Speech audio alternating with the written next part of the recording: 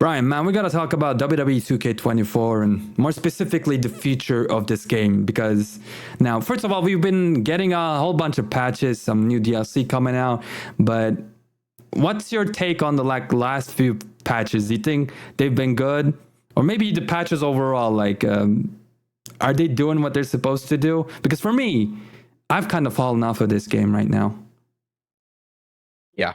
I mean, right now, I've been one of the strongest advocates since this game released. And I think that, I've been very transparent with the game. I talk about it in negative, positive, and lately it's been a negative. It feels like the game has fallen off. I have no interest in getting on this game. Patch 1.12 addressed the AI. The AI was very, very bad after patch 1.11. And just to give 2K props, patch 1.10, great patch, added a bunch of details. Yeah. Patch 1.08 or 09, I can't remember which one exactly it was.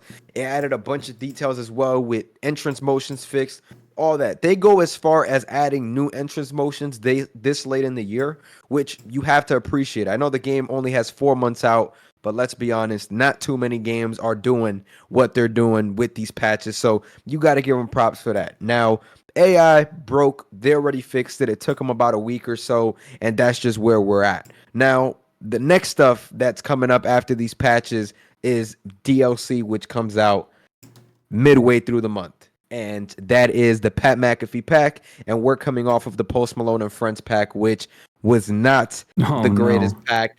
And I definitely think that it's better than the Pat McAfee pack. But what we can expect from the Pat McAfee pack is entrances and new moves. Kiro, does that excite you as a fan, sir? New moves and entrances. No, it excites me, but not for obvious reasons. Yeah, new moves. The only way I'll be excited is because here's the thing: Pat McAfee. We already have his entrance animation. I mean, he was supposed to be in the last game. They took him out last second for whatever reason. Probably WWE said something and they had to take him out because I think at the time when the game was coming out, he went on a hiatus or something, took a break basically. The other people, like let me show you guys, AJ Hawk and Boston Connor and who? Anyways, I mean, come on, man. These guys, I do hope that they won't do what they did with Post Malone over here. This was one of the most disappointing things about this game the whole year to me, or the entirety of the DLC. You got Post Malone, and that's it. Nothing else besides his model and very generic entrance. That was it. Like Machine Gun Kelly had some goofy or at least cool looking finishers, different moves. And if I'm not mistaken, Post Malone might have had just one like different body slam in his normal moveset. But yeah, like, come on, man. Like, at least give us that. Like, that'd be a great way to at least, have a counter argument for a lot of people who are saying, like, oh, what is Post Malone doing in this game? What is Pat McAfee and his friends doing in this game? If you gave us, like, some really creative moves, like, I'm talking crazy moves that you only see in, like, obscure, Japan wrestling stuff, like, I would love that. I would love that because otherwise, WWE has a safer style and moves like that will never make it into the game. So like to be a great opportunity for you guys to add those in there. I'm talking to the developers now. But yeah, it's not looking good. It's July 24, Brian. And what's concerning me, I'll be honest with you, more than that is then the next DLC. Let's put a date on it. It's September 20. Yep. Oof. They are going a whole month without no DLC, which MyFaction could step in and carry the game at that point with downloadable content and stuff like that in Persona cards. But is it enough? I feel like Persona cards at this point, they've already kind of hit their ceiling because of the way that WWE 2K introduced them, which you introduced them as a money grab, and people caught on to that real quick, and it's already on the bad side of people. It's definitely not what we were thinking it was going to be at the very beginning of the year, and now we're here with a Pat McAfee and Post Malone pack and no DLC for pretty much a whole month of the summer where kids are off to play this game. You're right. So it makes you think, where was the strategy leading into this? I don't know, but it is, I mean, sure. We'll go back to the CM Punk move where the first DLC pack that was released, we got CM Punk in there, but, is only gonna be fun to play for so long. And like, I love this DLC pack, by the way, but because this is like, it says global superstars, but all these guys and gals like are the current wrestlers that we see every week. Exactly. It almost feels like a WWE 2K25 update, but and besides Michelle McCool, of course, but she's a great wrestler. I'm glad she's making it into the game. It's just, even with the DLCs, I think it might be too late for us to get anything crazy now, because like, what, they start rolling out the heavy marketing for the next game 2K25 around January, and at some point they're gonna have to stop working on this game completely and I work feel on that time is coming. 2K25. Yeah. Like, even when I look at MyFaction, one of the latest like things that they released, or a Persona card that they released, wasn't it something we had back in 2K23?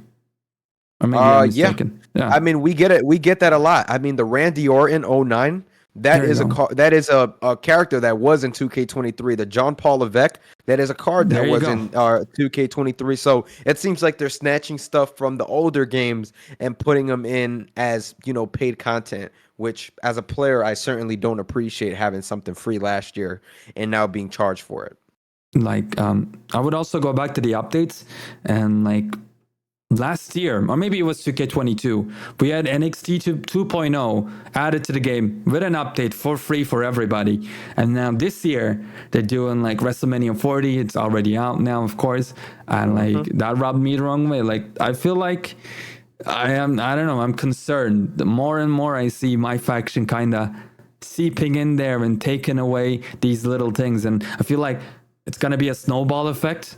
And Oh yeah. next year's game is going to be a little bit worse. And by the time we get to like 2-3 other games, we're going to be saying like, what the hell happened? But I don't think for this game, like, if you are, I don't know, expecting more than what we have now, I think this is it. I think this is it. Maybe the global superstar pack will bring with it like a badass patch like 1.8. I mean, bro, I'll be honest, like the life cycle for this game is done, in my opinion. I think right now, you enjoy what you have. Gameplay wise, I think the game was a step up from last year, but we have to see what they cook if this game is going to be next gen only next year, because I think a lot rides on just that piece of news and update when that update decides to come out. I honestly think that carries a lot of the weight. Well, do you think it's going to be next gen though? Looking at NBA? Based on NBA, I don't think so, but we've also seen 2K do it for PGA. Right. Go just next gen for that. So I think I can see them doing it for WWE, especially with how small I've heard their team is. There has to be something out there where they're like, all right, man, we gotta, do it. I mean, as I have both consoles and I personally feel robbed because the game looks exactly the same as last gen. And I have two $500 consoles just sitting here. So it's like, bro, when are we gonna reap the benefits of, being able to play the game and have fun with, with what the console can do at its maximum power? We're already so close where I've already seen news articles on PS6. So what are we doing here? That's just all. Yeah, that'd be crazy actually. If PS6 came out before this game went next gen, forget even fully next gen. 100%. Yeah, I don't know. That'd be crazy. But I'm scared because in NBA, I'm a PC player now. I don't know how many of you guys are watching right now are also PC players, but like in NBA, they have the PS3, or not the PS3, that's way too old, the PS4 version for PC, ported to PC. And the problem with that is the PS5 NBA 2K, for example, the next gen one, or the current gen one actually, has like more features and better stuff, while the PS4 one, it's like the older games, kind of like how WWE 2K17 was on PS3. Imagine that. And so if 2K goes next gen or current gen with WWE, but leaves PC behind, I personally would be devastated. I'll be honest with you. I would have to buy an entire PS5, and a lot of other people would be in my shoes as well. So I do hope well, first of all, that 2K does make that move for sure, because I agree with everything that you said completely. I want to see 10 people in the ring, 16 people in the ring, no loading times. I would love to see that. Yeah, like let's get it. More maybe ragdoll physics, because now we have, work with a bigger processor and all that. Like so much stuff that you can be doing with next gen. And yeah, secondly, hopefully the PC port is also up to the par with the next gen stuff. But yeah, that's pretty much the future of WWE 2K24 and 2K games in general. Looking at it right now. Agreed.